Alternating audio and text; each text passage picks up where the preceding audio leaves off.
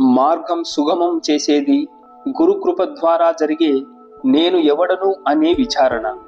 బ్రహ్మముతో మనకున్న ఏకత్వ స్థితిని అచేతన స్థాయి నుండి చేతన స్థాయికి తీసుకువచ్చేందుకు సృష్టి పరిణామ క్రమం యొక్క ప్రయోజనం. దీనిలో భాగంగానే నేను దేహమును అనే తలంపు ద్వారా దేహ స్పృహ కలిగి దాని ద్వారా సృష్టికి సంబంధించిన జ్ఞానం కలుగుతుంది.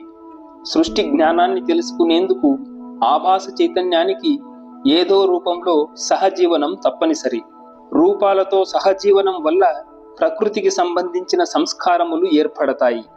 భేద బుద్ధితో మనము ఇతరములతో ఏర్పరచుకున్న సంబంధాల వల్ల మరికొన్ని సంస్కారములు ఏర్పడతాయి. ఈ సంస్కారాల సమూహము మనము బ్రహ్మముతో ఏకముగా ఉన్నాము అనే సత్యమును ఎరుకపడకుండా చేస్తుంది.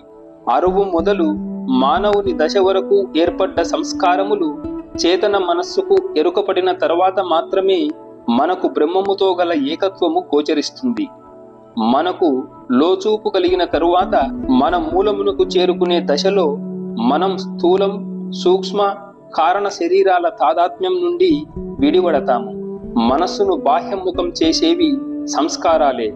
మనకు లోదృష్టి కలిగినప్పుడు సంస్కారాల పట్టు మన మీద తగ్గి బాహ్య దృష్టి తగ్గుతుంది. ఎరుకలో సమిష్టి మాయ నుండి విడుదల పొంది బ్రహ్మముతో మనకున్న ఏకత్వమును స్పృహలోనికి తెచ్చుకోవటమే ఆధ్యాత్మిక సాధనల లక్ష్యము.